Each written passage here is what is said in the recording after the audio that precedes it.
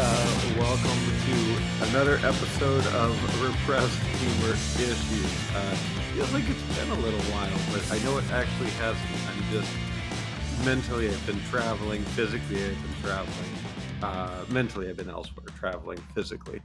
But I'd like to know Ryan. where your mental travels take you sometimes. Do you? Do you? Sometimes. I didn't say all the time. Well, I'm Ryan. Just to establish And that. I'm the guy that showed up on time to record today. Look, the dog needed actual walking today for the Sure, blame it on snow. the dog. I see it as a bad carpenter blames his tools. He's got petite feet. He can't walk through the snow. The dog boots haven't arrived. Amazon's a day late. I don't know what's happening. Speaking of the world falling apart, my wife and I had a conversation that I rated the 17th worst conversation we've ever had. So I'm trying to get us back on track to, talk about stuff people want to hear about instead of you and your puppy. People love So, that. so this was an interesting one. We were just talking about something that happened earlier that somebody told me about. And we went and we Googled something and we found out, of all things, technically, you can breathe through your ass. What? Yes. So it turns out that the lining of the colon is very close to blood vessels, and it's very good at absorbing all the material that goes through it that it's designed to absorb, which is liquids, gases, that sort of stuff. Your ass can actually absorb oxygen. And so you can look this up online. I'll read you the headline that came up with the story that went with this. You've probably heard that sitting on your ass can kill you, but there's another reason that getting up off your ass could one day help save your life. Scientists in Japan have demonstrated that mammals can absorb oxygen through the anus in the case of a medical emergency.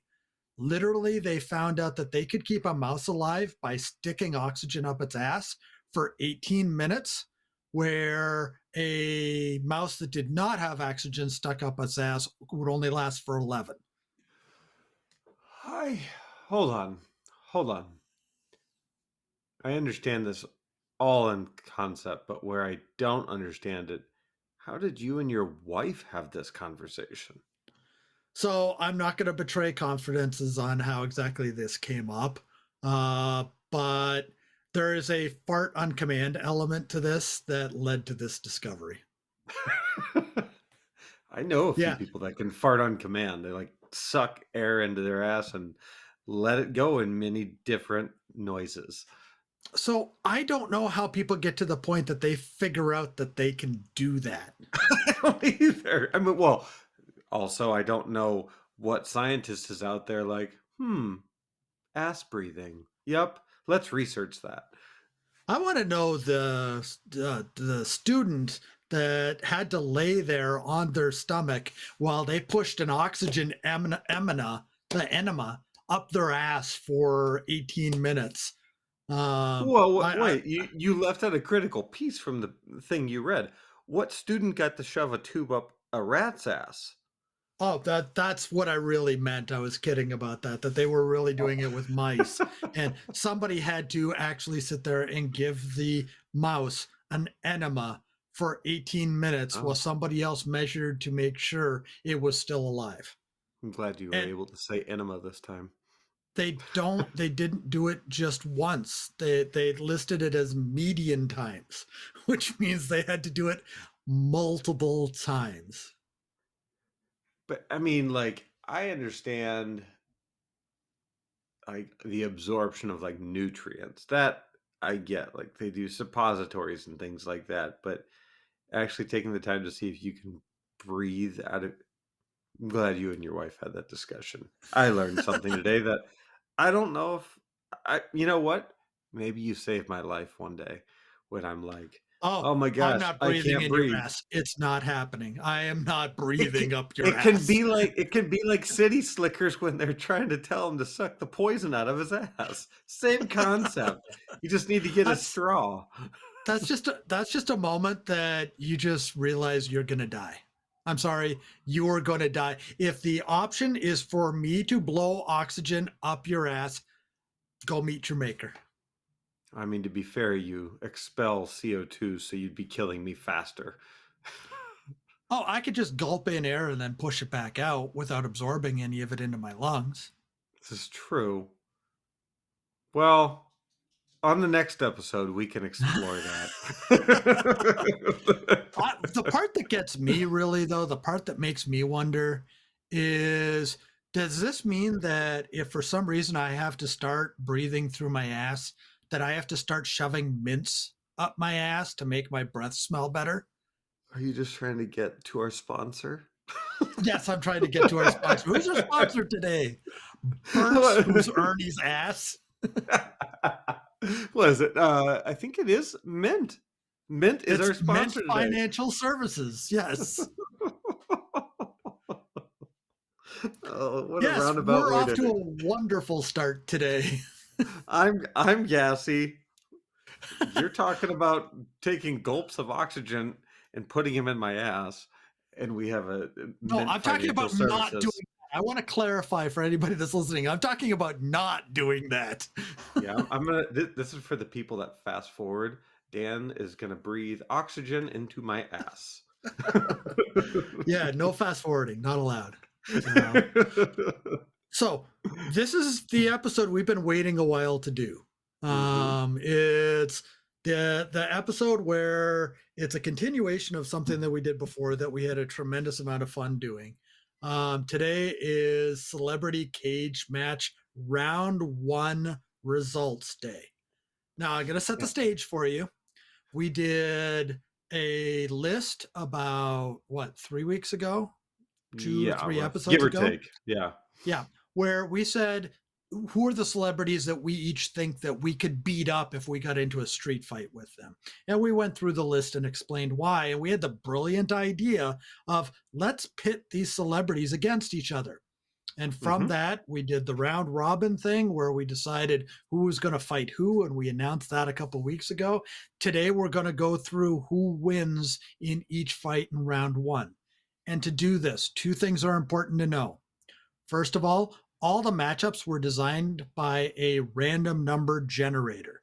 So we did not pick these matchups. These matchups picked themselves. And in some cases, we may get sued, but we were not responsible for this. The random number generator was. And Ryan's shaking his head like, no, don't get us sued. Yeah, please don't Number, sue us. number two is that what we're going to read out for each one of these fights was generated by AI. Okay, so we put a little bit of our touch on this by asking the right questions, but we did not generate these fight results. AI generated them for us. I should have said there's three things. The last thing you need to know is I haven't seen the fights that Ryan picked, and he hasn't Yeah, seen the fight results that I picked. So thank you're you. going to be hearing them in real time. So are we. And I'm afraid of this first one because we talked about it for the reason why we wanted to use AI the way that we did. So Ryan's heard part of this. Well, and I'm going to preface this, and you don't know this either, which is going to make you nervous. There is one in my list that I did not even read through.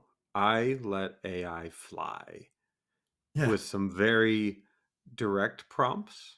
Uh, yeah, we'll Well, leave it at way that. to forebode something that nobody's going to know when it happens. Yeah, fair. I mean, okay, it's the Matt Gates one. So Okay. when when Which we get to that, the funniest you'll part know. about that is that's the last one. I know it's the one I was like, let's just roll the dice on this one. Let's see what happens. Okay, well, I'm going to start off, and the first fight is Tinky Winky versus Shia LaBeouf. I like Tinky And Vinky. Tinky Vinky, yes, sounds Tinky very Vinky. German. So, Yeah, yeah, so here well, we go. This is either going to be spectacular or it's going to be horrible. I like this one. I've read through it. I've read part of it to Ryan. We'll see what happens. Shia LaBeouf, fresh off a skydiving stunt straight out of Cirque du Soleil, spotted Tinky Winky strutting down Hollywood Boulevard like a fuzzy runway model.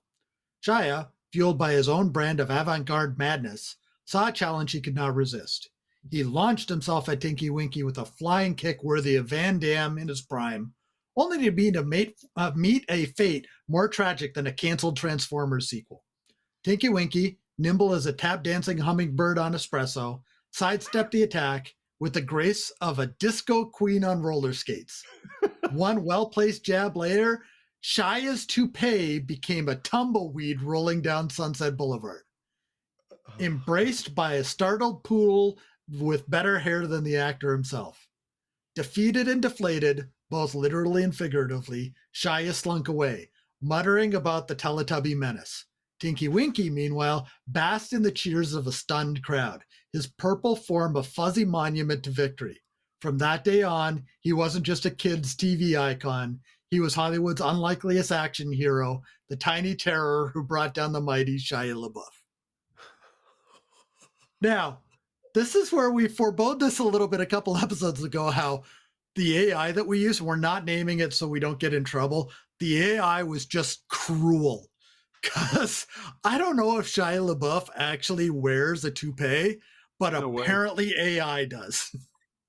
I mean, the disco dancing, whatever, I don't remember. Like that line was just magical. Yeah, with the grace of a disco queen on roller skates. So, So Tinky Winky won the battle yes, against yes, Shia LaBeouf.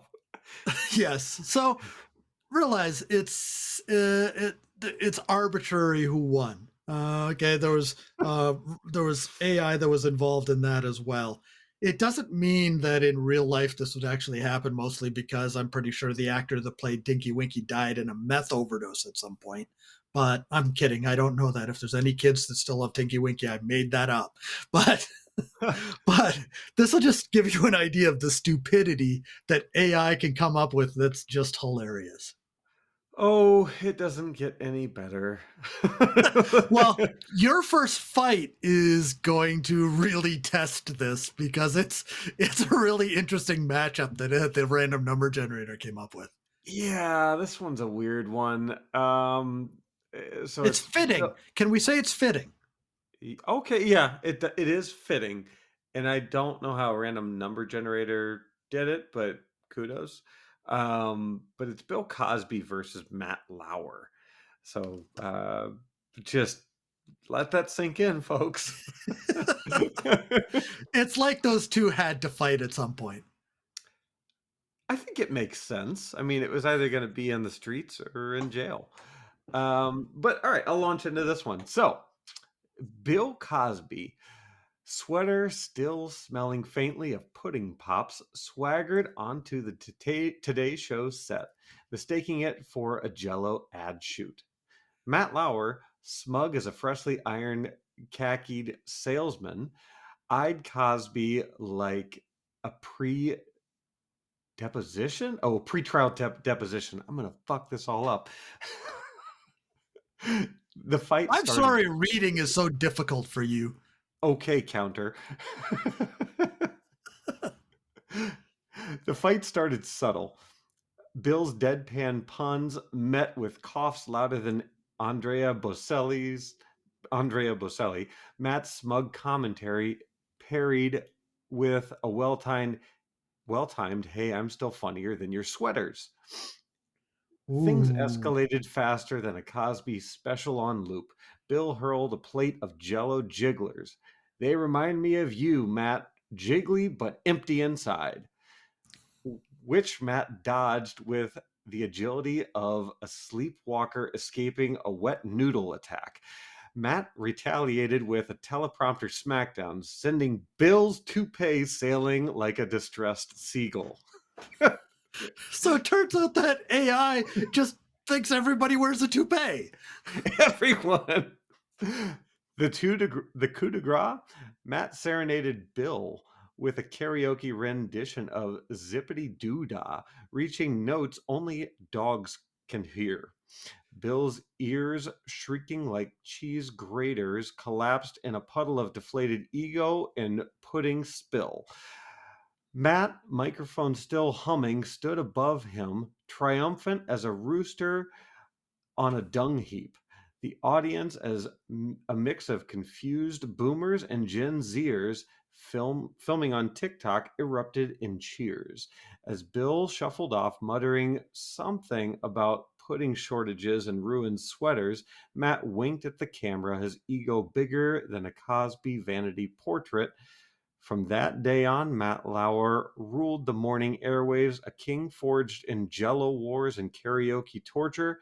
Bill Cosby, meanwhile, was last seen hawking sweaters on QVC, his jokes flatter than a pancake under a hippo. So what we got out of that is AI mostly likes the fact that Bill Cosby deals in pudding and sweaters and has a toupee. And Matt Lauer, obviously, they do not believe correctly that he wears a toupee because if you've seen him, there's no way he's wearing a toupee.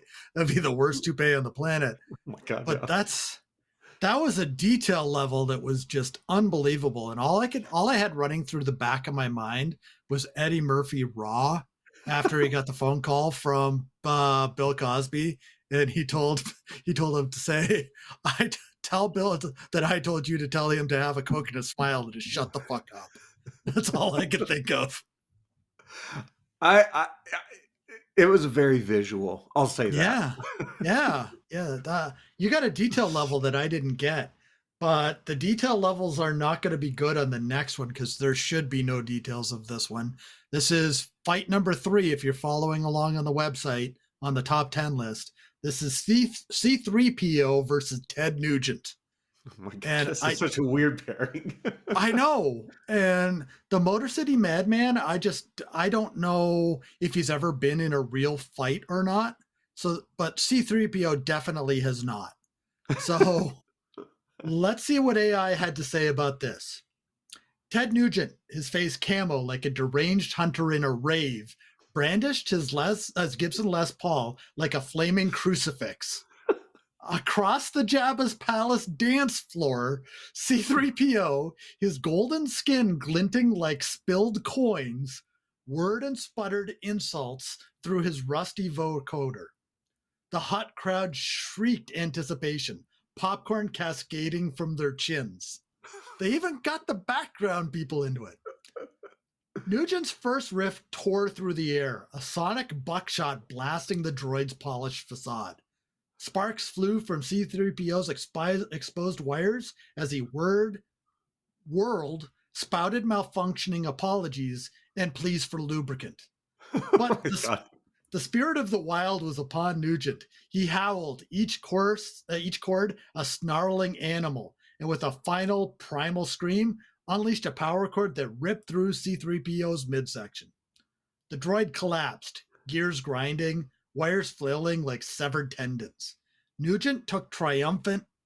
Nugent stood triumphant, bathed in the blue glow of C3PO's sputtering remains. His final words, growled into the mic, echoed through the smoky air. That's what you get, you malfunctioning toaster. This ain't Tatooine. This is Motor City. And with a guttural laugh, the Motor City madman stomped off, leaving the stunned HUD mob to ponder the dark poetry of a guitar hero versus a protocol droid gone wrong. That is so detailed and like, oh yeah. Yeah. Like, So, also violent. yes. So if you're keeping track, Ted Nugent wins against C3PO. Who couldn't have called that? I don't know. I'm shocked at the level of detail that this AI is going Yes. into that's like deadpan accurate. But poor C3PO got called a toaster. He got called a toaster. A malfunctioning toaster. Yeah, yeah. Yes. But the funny part was it was talking about like sputtering coins or spilled like coins, and that big thing in the middle of C3PO's chest does look like a coin. Oh yeah. It had some detail level in there that was pretty interesting. I hadn't even thought about that. Yeah, it said like glimmering like a shiny coin or some shit like that. But Where was it? His golden skin glinting like spilled coins. So, for those of you that are AI skeptics, just listen to this and you should believe in AI entirely because it's nailed these. my next one, AI was unwilling, no matter how many prompts I did it, to make it very long. And I don't know why. So I think AI might have a vendetta against one or both of these individuals. And we're referring to Dr. Oz versus Will Smith. So, He probably just AI just doesn't think it's much of a fight. yeah, probably not. That's very fair. But well, you'll see why. Um, Dr. Oz brandishing a celery stick like a scepter of questionable health challenged Will to a rumble live on The View. Will, eyebrow arched higher than Oprah's bank account, just smirked. The brawl was a slapstick symphony. Dr. Oz flailing like a startled penguin, Will dodging with the grace of a hummingbird on Red Bull, green goop launched from Dr. Oz's miracle shake, painting Whoopi Goldberg's dress in a biohazard mural. Where did Whoopi Goldberg end up in this? She's later in the fights. They're on The View. Will's mic drop sent Dr. Oz's ego plummeting faster than a sugar crash. Joy Behart's laughter could wake the dead. Sunny breakdance victory laps, and Barbara wished she'd brought popcorn. Dr. Oz, deflated like a leaky, bouncy castle, slunk off to peddle his potions in obscurity.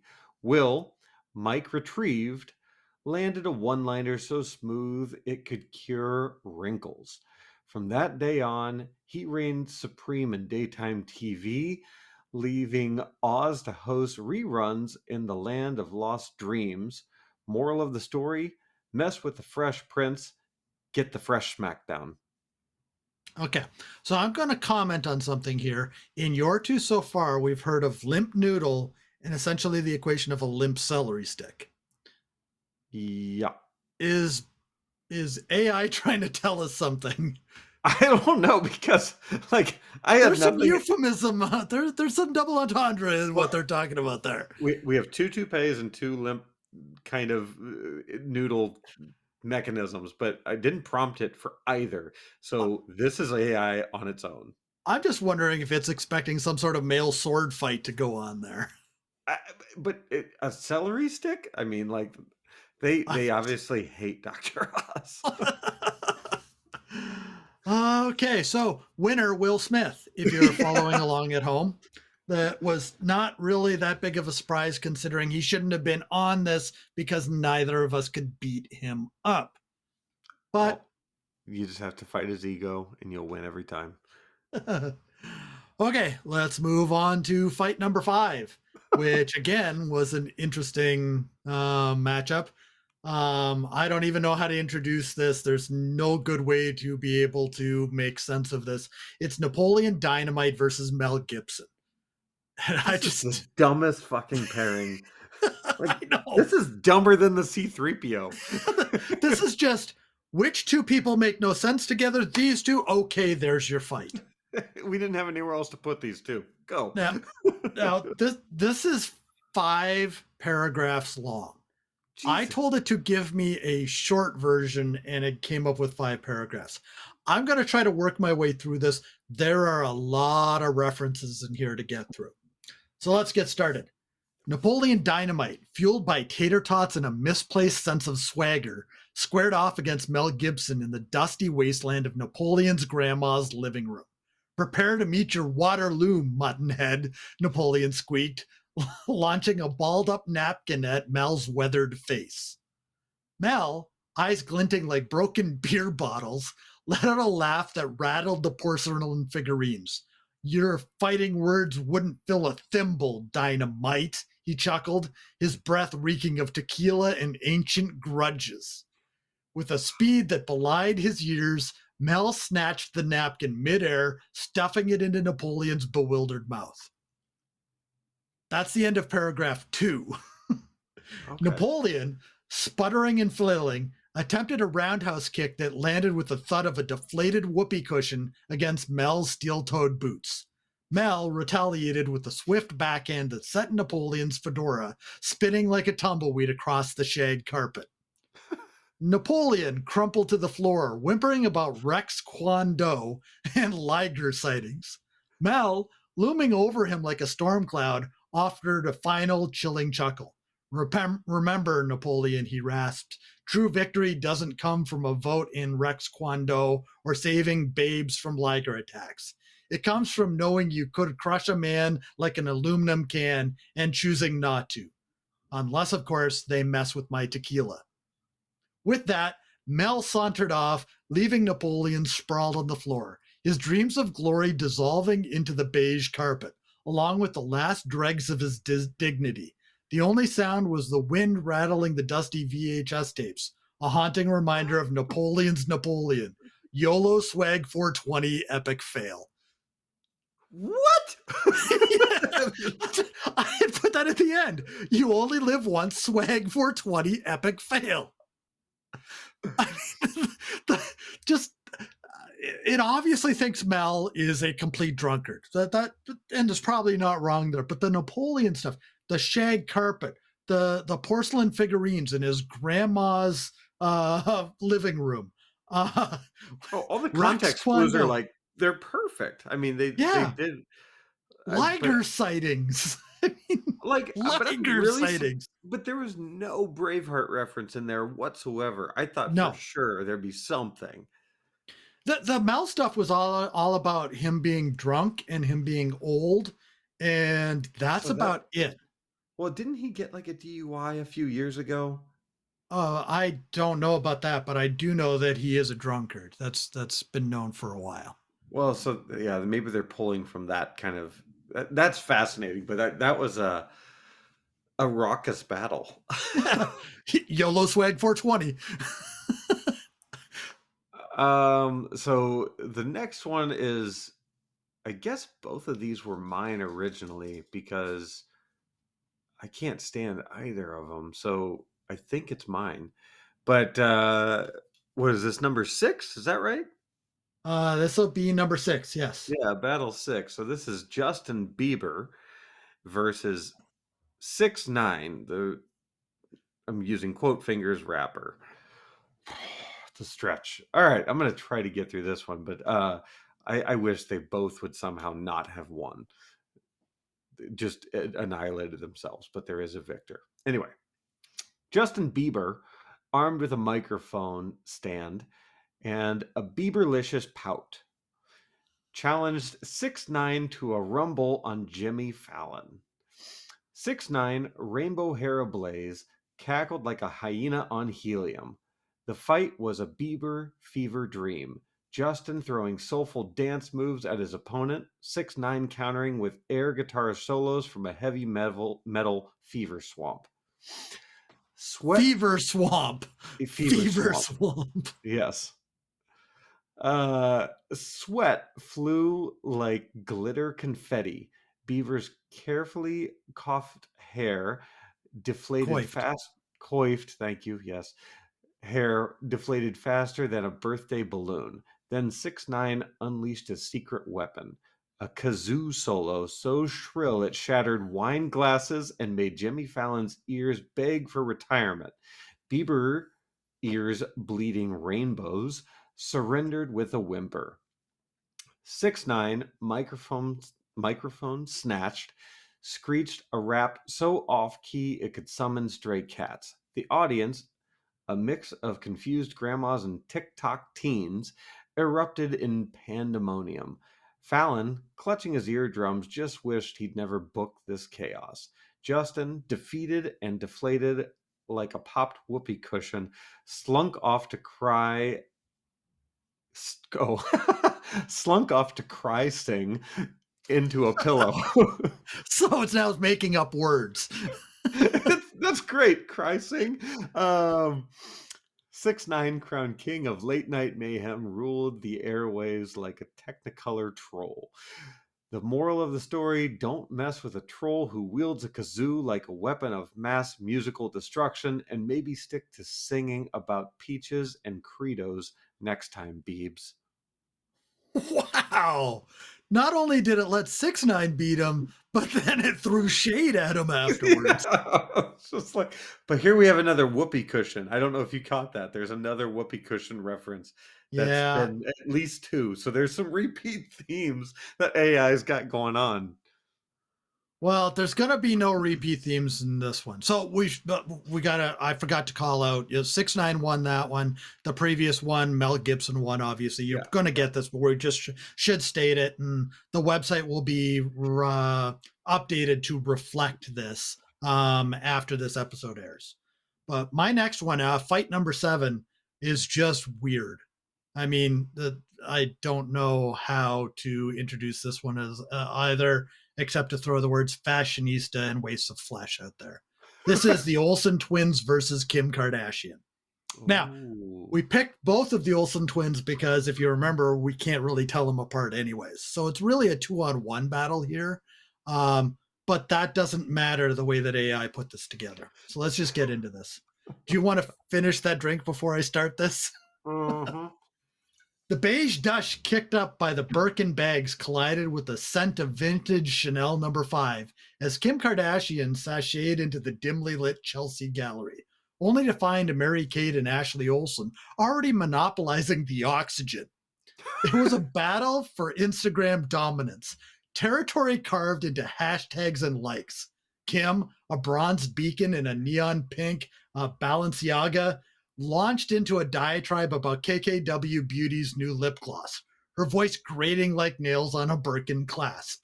But the Olsens, shrouded in oversized cashmere like spectral wraiths, remain silent, their vacant stares more lethal than any Kardashian clapback. Okay. Suddenly, Ashley reached into her clutch and produced a single crumpled Kleenex. So now we got napkin, we got Kleenex. With a delicate sniff, she dabbed it under Kim's eye, revealing a smudged mascara tear. A Oh single god. perfect imperfection in the meticulously constructed Kardashian veneer.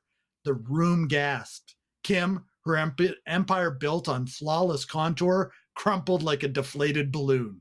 The Olsens, without uttering a word, had exposed the emptiness behind the highlight, leaving Kim to drown in a sea of her own carefully curated tears.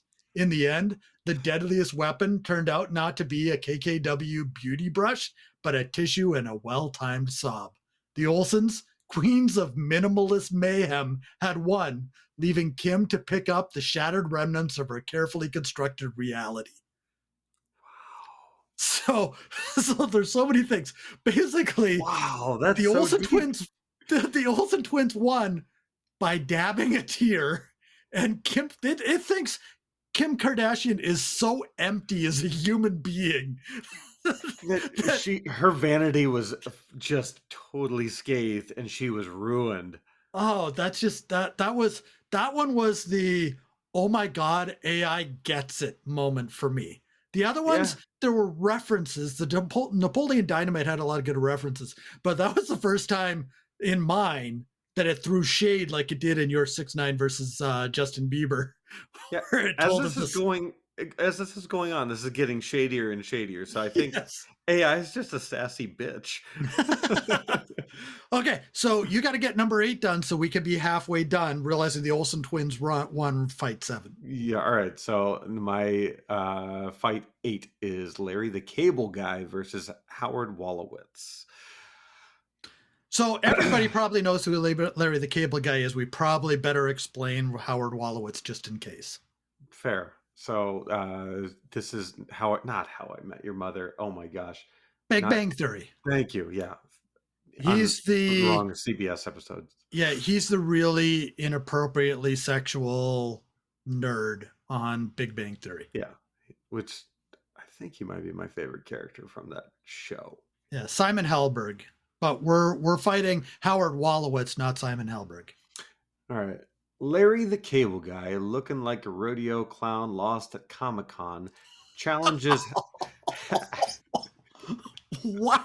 It nailed Larry the Cable Guy right away. Oh, yeah. Challenges Howard Wolowitz to a rumble on Big Bang Theory. Howard, armed with a proton pack duct tape proton pack duct tape to his Star Trek PJs squares up like a chihuahua on Red Bull. There's another Red Bull reference. Yep. The fight unfolds faster than a get her done meme. Larry swings his mic stand like a lasso, but Howard dodges with the grace of a cockroach on roller skates. Wolowitz retaliates with a protonic foam blast, turning Larry's hair into a sticky blonde souffle.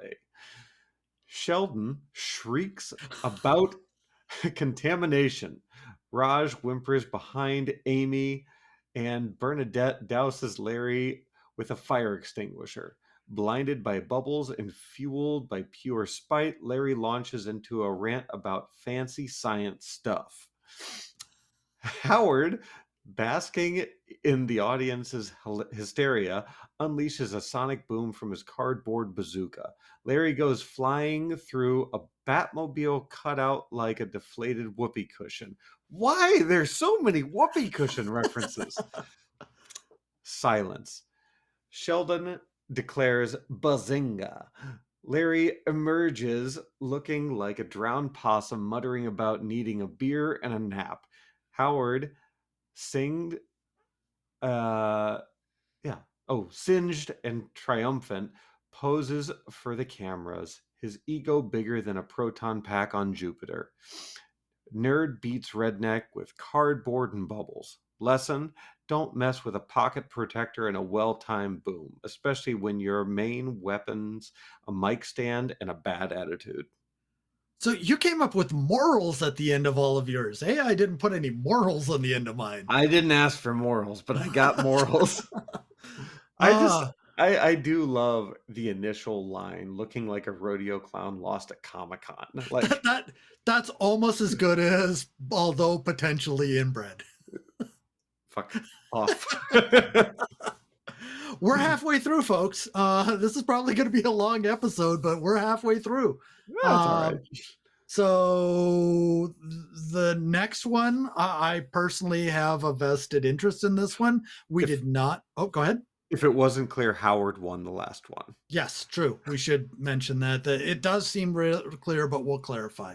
Um, but this next one is basically the equivalent of a Jedi Knight versus a swamp rat. This is Mark Hamill versus Elon Musk. Oh, yeah. Oh, come on. I set that one up great. That was perfect. This is another 5-paragraph one. So let's just get through this. All right. The Tesla hoverboard hovered precariously beneath Elon Musk, buzzing like a trapped hornet as he brandished a Neuralink enhanced flamethrower against Mark Hamill, perched atop a pile of abandoned Mars rovers. You dare mock my Mars vision, old man, cackled Musk, his eyes glowing a disturbing shade of Hyperloop blue. Hamill, a lightsaber hilt clutched like a geriatric fidget spinner, chuckled. Elon, my boy, I fought a space slug in Jabba's palace. Your flamethrower is about as scary as a lint roller to a Wookiee. With a practice flick, he sent a lightsaber cane twirling, its emerald blade singeing a haunting lullaby of galactic battles. Singing, not singeing, sorry. Musk let loose a primal shriek, charged with the grace of a penguin on roller skates. The flamethrower sputtered, spraying molten irony instead of fire. Hamill's cane flicked again, deflecting the goo in a dazzling display of Jedi parkour, splattering a nearby Cybertruck into a sticky chrome marshmallow. Musk, defeated and sticky, whimpered, but I promised Mars colonies. Hamill patted his shoulder, the lightsaber humming like a disapproving cricket. Elon, sweetheart, he said, you promised flying cars too. Maybe stick to electric rockets and leave the Jedi business to us old guys. As Hamill sauntered off, humming the Imperial March, Musk slumped defeated, his Martian dreams melting like a poorly chilled Tesla battery. The rovers, ever the opportunist, started playing YMCA on their onboard radios, creating a disco inferno of rust and regret. And somewhere in the Milky Way, Wookiees chuckled, the force tickling their fur with the sweet scent of schadenfreude. What the hell is happening? So, I mean, they had Tesla, they had SpaceX, they had Boring. Hyperloop, Yeah, they hit it yeah, all. Neuralink. Yeah. They hit it all, and basically, it's another minimalist battle. Mark Hamill, they just went Luke Skywalker all the way on over him. Didn't recognize any of his Batman stuff or any of the other voice stuff that he's done. Basically, three flicks of his lightsaber cane, which is the shade they threw at him, defeats Elon Musk. Ah, so go Mark Hamill. That's who I would have wanted to win no matter what. So Yes. thank you, AI. That the context in these is fascinating because sometimes it's zany and stupid, other times it's just factual and funny. Factual and evil. There's it's throw AI is throwing shade like it knows how to throw shade. So That's the far, funny part of it does it better than I do. That's it. for sure. All right. So I now have Polly Shore versus Triumph the Insult Comic Dog. I don't Here. even know how they fight because Pauly Shore's not capable of it, and Comic the insult comic dog has no hands. His hand has to hold Oh that yeah, stupid cigar. yeah, that's right. That's right. It's just Paul Schmeigel like fighting with a fucking dog on his hand. Or Robert Schmeigel, not Paul. Robert. Yeah. All right. Pauly Shore, hair glued to his skull like a bad beach tan, challenges Triumph the insult comic dog to a rumble on Conan O'Brien. Triumph, furry gremlin atop the desk, snaps with a bite of a chihuahua on espresso. The fight's a slapstick rodeo, sandals swatting fur, gel balloons exploding, audience howling like hyenas on Red Bull. What is with the Red Bull? Is AI sponsored by Red Bull? Jesus. All We right. need to get that sponsorship instead of Mint Financial Services. God. Triumph dives for a bite, but Shore, nimble as a stoned seal, dodges with the grace of a beach ball in a hurricane. Then unleash hell, a dude barrage that wedges Triumph's ego more than a leash ever could. Bueller rings out, shattering Triumph's confidence like a disco ball dropped on a chihuahua. Two chihuahua references in one. Conan, guffawing like a hyena with hiccups, watches Triumph slink off, defeated and sticky. Shore, grinning whiter than a California postcard, reigns supreme. Hollywood's action hero, the weasel who whipped the insult comic dog with a single Bueller. As for Triumph, he's learned even the fluffiest insults can't withstand the power of a well timed high school reference. Wow. That was rough, AI. That That was rough. yeah. That was Yeah. rough. Yeah. So the winner is Polly Shore Pauly Shore. by Who could have seen talking. that coming? By talking. Pauly Shore is going to end up fighting Matt Lauer or somebody like that at the end of this. It's going to be wild. No, we don't know the end of that. That was not a No. prediction. I'm just guessing at this point. Yeah. I mean, it's anyway. We'll But see. oh, this one is the one that immediately after I say this, we're going to pause and I'm going to go take a shower because it makes me feel dirty that this matchup even occurred. Dirtier than Um, Matt Lauer and Bill Cosby. yes, this is Wee Man versus Peter Dinklage. Oh my God. Yes. Forgot. I forgot. And AI decided, yeah, this battle needs some words. So this one is 8 paragraphs long. What the happy hell? How do they have that much context on Wee Man? Well, let's find out. The air cackled with a potent aroma of whiskey and existential dread as Weeman and Dinklage squared off in a dimly lit backroom of a dingy Hollywood bar. Years of pent up frustration simmered beneath their stoic facades, fueled by gallons of liquid courage and a shared sense of being underestimated. It's already starting with the short jokes. Dinklage, fueled by a potent blend of Tyrone Lannister swagger and a Napoleon complex the size of Rhode Island, made the first move. He lunged, his stubby fingers aiming for Wee Man's throat like a miniature viper. Two short jokes in one sentence. Wee Man, however, was a seasoned warrior of the miniature, honed by years of Jackassian mayhem. He sidestepped with the agility of a particularly nimble hamster. His tiny fist connected with Dinklage's jaw with a satisfying meaty thunk. I should air quotes thunk because it quoted thunk. Dinklage stumbled back, momentarily stunned. He looked at Wee Man, his eyes wide with disbelief, then erupted into a fit of maniacal laughter that echoed through the grimy bar. You little gnome, he roared, wiping tears from his eyes. You actually hit me. Wee Man, his face a mask of steely resolve, simply stared back. He knew Dinklage's laughter was a weapon, a desperate attempt to regain control. He wouldn't fall for it. He delivered another blow, this time to Dinklage's already bruised ego, with a chillingly calm, for a man who plays a dwarf, you sure are easy to knock over. Oh my god. Dinklage, his face contorted into a mixture of rage and amusement, lunged again. But Wee Man was a whirlwind of miniature fury, dodging and weaving, landing blow after blow. The bar patrons initially stunned, erupted in cheers, their bloodlust ignited by the spectacle of a pint sized David taking down the Goliath of angst. Finally, with a final decisive blow, Wee Man sent Dinklage sprawling into the sticky floor. The bar fell silent. The only sound Dinklage's ragged breaths and the rhythmic drip of a leaky faucet. Wee Man stood over him, a tiny titan bathed in the dim light, a Oh my single god. tear rolling down his cheek. He had won. Not just the fight, but something more profound. The right to be seen, not as a joke, but as a force of nature, albeit a very small one.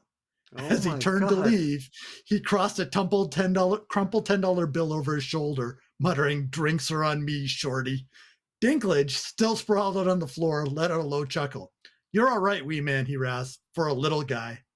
And in that shared moment of dark humor and grudging respect, a strange bond formed between the two unlikely combatants, a testament to the universal truth that sometimes the smallest things can pack the biggest punch.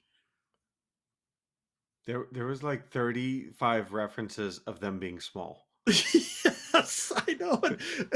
And there's only one Jackass reference, but there's a If whole we're, bunch of references to Peter Dinklage's ego being huge, but his stature being small. The stubby this fingers was too far. I had to read it because it's what AI said. I was gonna cut it out.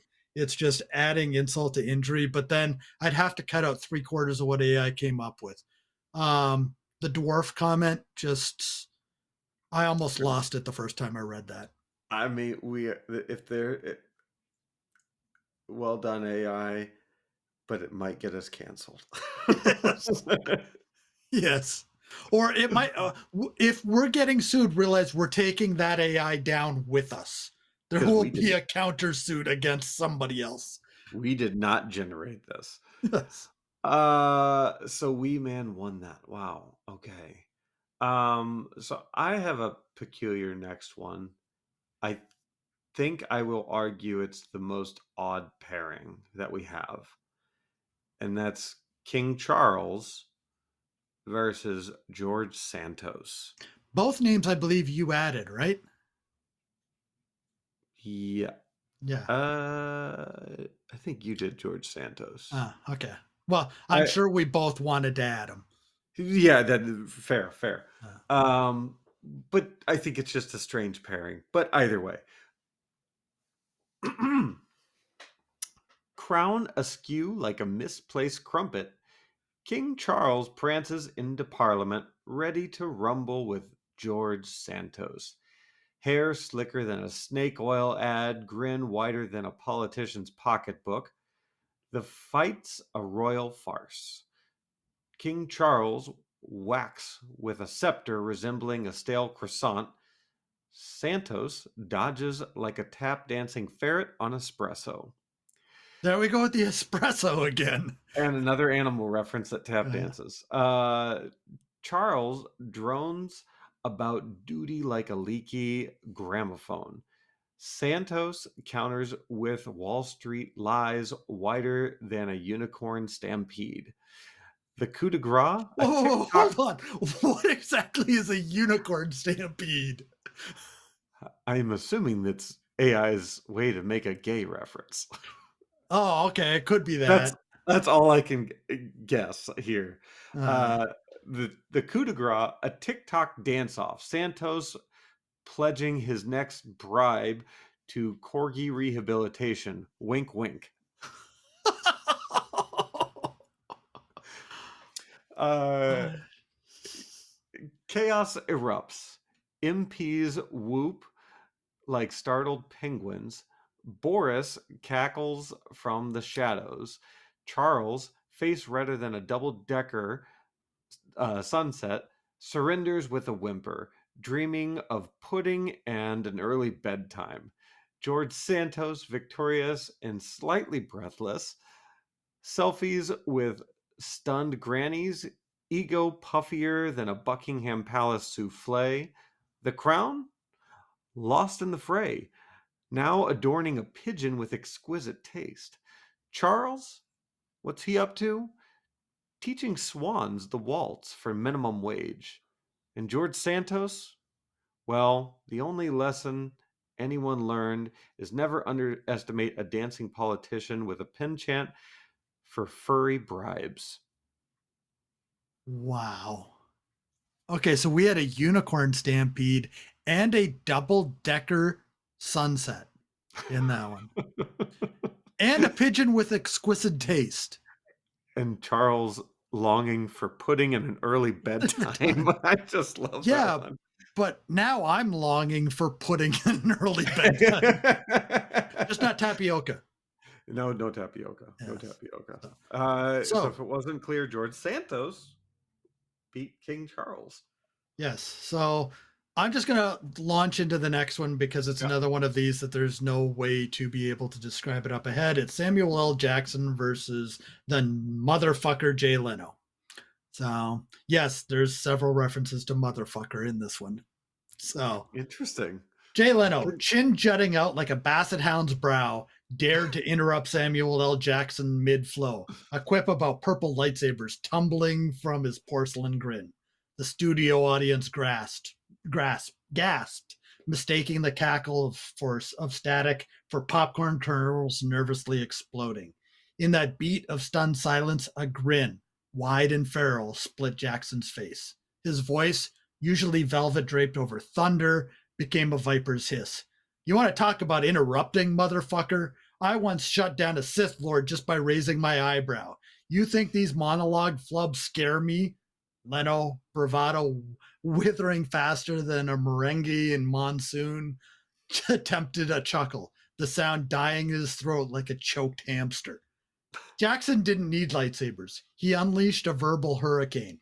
Each sentence a lightning bolt laced with the fury of 1,000 purple lit nightlights.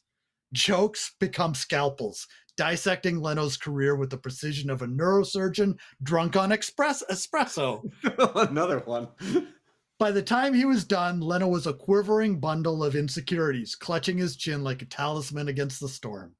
The audience, faces pale with nervous laughter, erupted in applause. It was a standing ovation, not for Leno's jokes, but for witnessing a legend unleash his wrath, proving that even talk show sofas have their dark corners, and sometimes the most dangerous weapon is a voice honed with a lifetime of saying motherfucker with masterful timing. And thus, Samuel L. Jackson moves on to round two. Thank God. That's all I'll say. Thank God. You just don't like Jay Leno.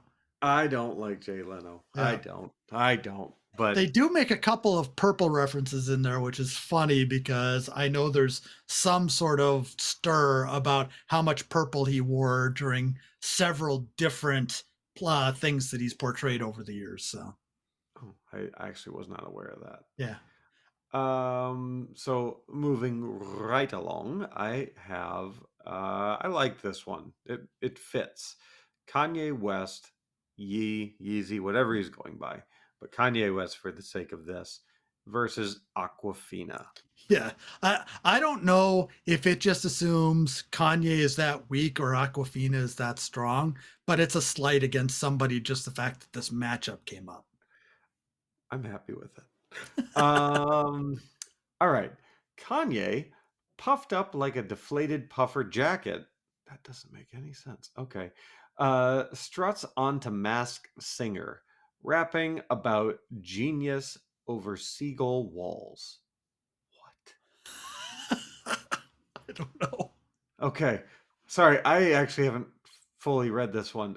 Anyway, Aquafina, glittery shrimp hiding flaws, smirks like a dumpling with sass. Chaos explodes. Kanye swings a mic stand like a soggy baguette. Aquafina dodges like a fish on a Red Bull, dropping beats hotter than a Szechuan chili oil. Man, I okay, we're gonna keep going, but I don't like where AI is taking this one. Kanye whines about Illuminati conspiracies, voice cracking like a karaoke machine on helium. Aquafina moonwalks across the stage, diss track spicier than kimchi nukes. Oh my god! Uh, roasting Kanye's ego like a thousand auntie side eyes. The audience, soccer moms and Gen Z uh, United, lose their minds. Nick Cannon hides under his desk, still baffled by his latest tattoo, a baby. It's throwing shade to the background characters now. I didn't even get background characters, and your background characters are getting insulted. All right, almost done with this one. Kanye, face paler than a Yeezy sale. Oh, that's some recent shade. Uh, mumbles about therapy and escapes. Aquafina, mic drop, shrimp costume peeling off, soaks in the cheers, grin outshining neon fortune cookies. Why? The Masked Singer's new queen? The rapping shrimp who crushed Kanye's ego flat as a fish taco. Lesson learned: don't mess with with a shrimp with rhymes sharper than a dumpling and side eyes that could curdle tofu. Oh, wow. That's a lot. That's pure visual the entire way through. There's And not just much fight there. It's hard to tell what the actual fight was. That's just a whole bunch of visuals. but Aquafina won, and I don't like how many Asian specific references there were with tofu and kimchi. I mean, the kimchi nuke was kind of funny though. What was it? Seagulls over walls? Yeah, I have no idea what that means. Like that's Yeah. got to be a reference that I just don't know.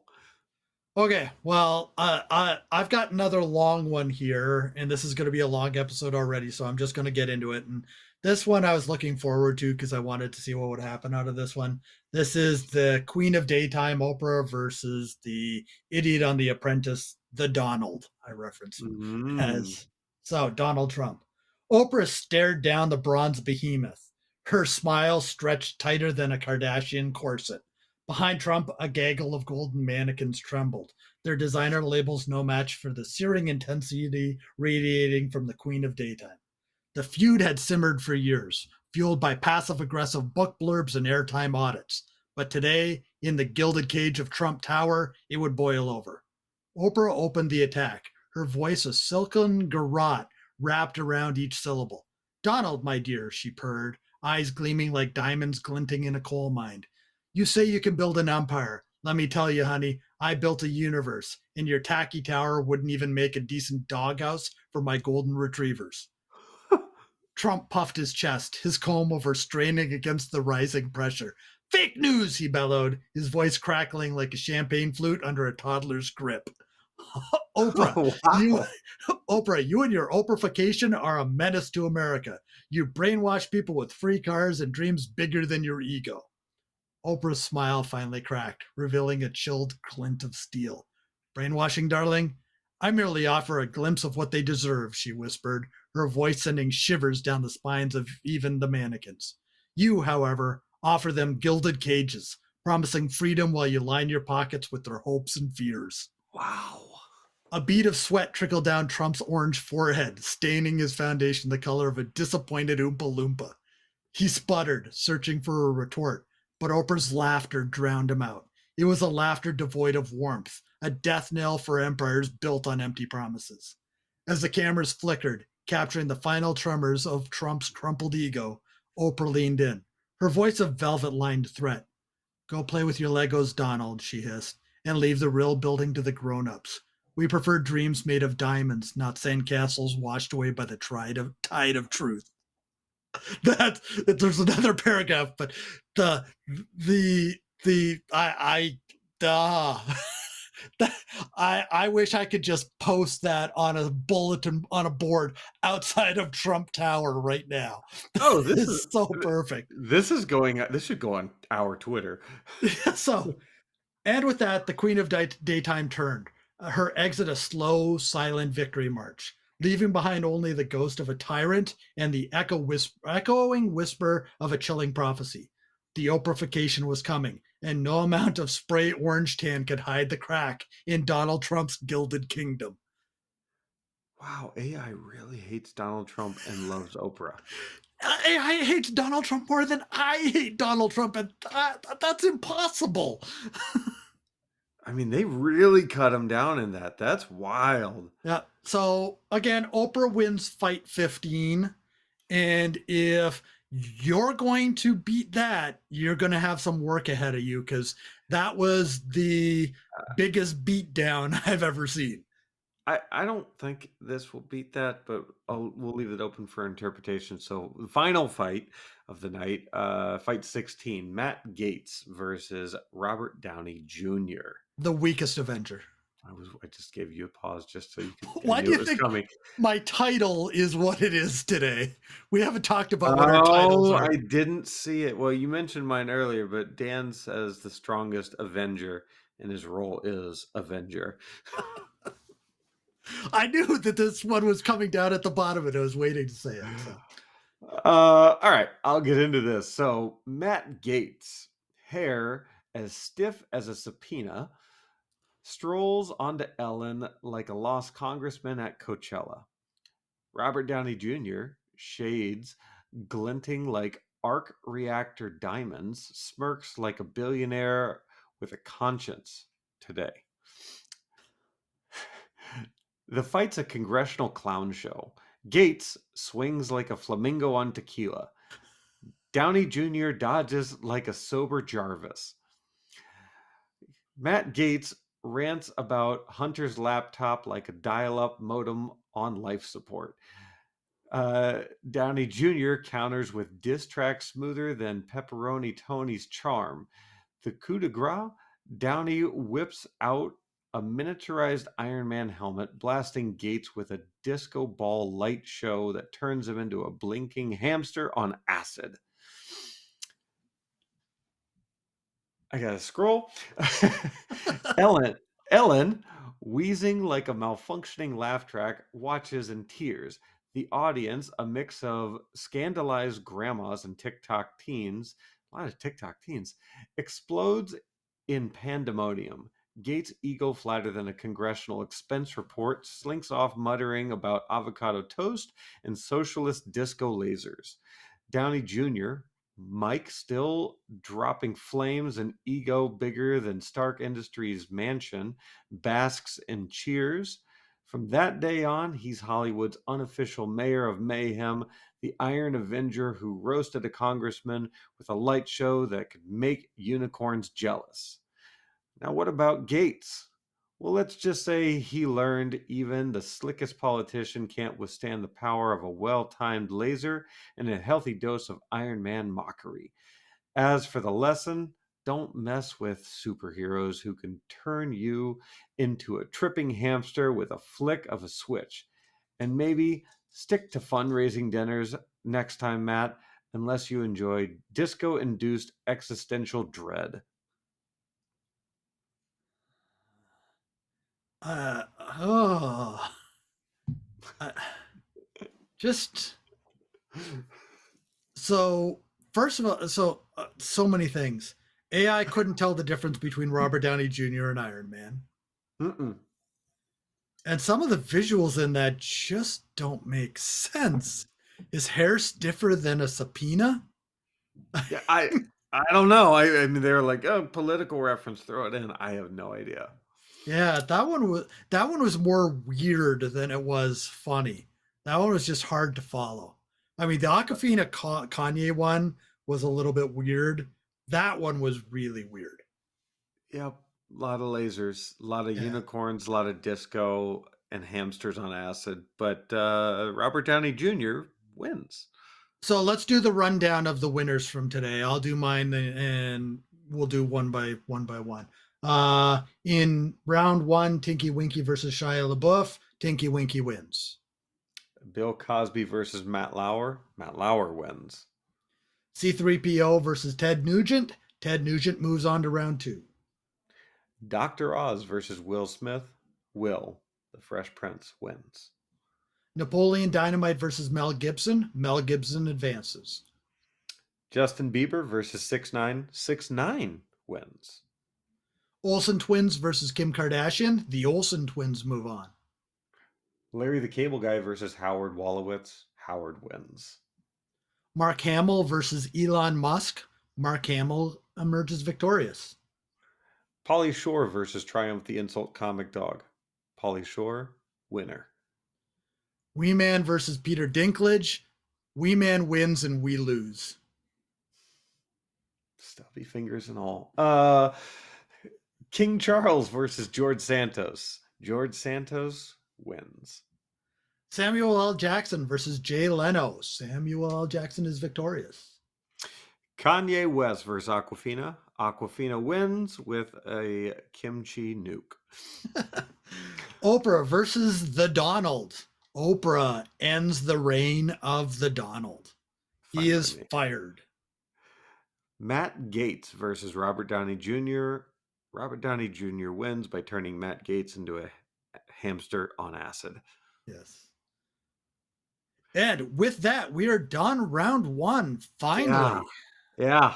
That went a little longer than I thought, but I'm actually excited for round two because this is some dumb shit that it came up with. And like, I mean, all of our contestants can now take a week or so to catch their breath through their ass. Oh, yeah. Bringing it full circle. And with that, do you want to talk about our potential sponsor? Mint Financial Services? Yes. When you're sucking air through your ass, you at least need fresh breath. Oh my gosh. Via Financial Services. I really wish Banaka was out of business. But I was just going to say, hand me the Banaka. Excuse me, may I ask you a few questions? Do you have some or some Banaka? And with that, it's time to get the fuck out of here. Yeah. But definitely keep an eye on our website, repressedhumorissues.com, for the updates on the bracket. Next time we're going to do a minisode dedicated to round two. We'll get back to regularly scheduled programming going forward, but we'll have a minisode to cover off on all the bracket wins. Still letting AI drive the ship, if you will, or run it into an iceberg, depending on how you want to look at it. Yeah, that Wee Man versus Peter Dinklage may be our iceberg. Oh, it might be our iceberg. It's a real possibility. But follow us on Instagram at Repressed Humor Issues, Twitter at RHI_podcast. Yeah. Feel free to email us at repressedhumorissues@gmail.com. Or clowncollegeboy@gmail.com. And you can catch us wherever these lovely podcasts are streamed. Spotify, Apple, you name it, it's on there. But until next time, I'm Ryan. And I'm Dan. And stay classy. No, it's not San Diego. Yeah, it's San Diego. It is San Diego. Damn it. You wrecked it. I know. All I was going to say was, and we're sorry. Oh, that's true. I don't know if I'm sorry. I haven't reflected long enough yet.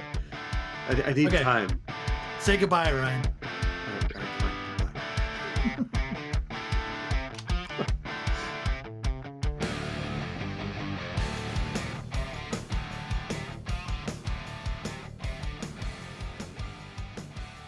I can always cut stuff out, but I can't add stuff back in. Oh, God. this is going to work well. You being gassy the entire time we're recording. Okay, putting that down. Well,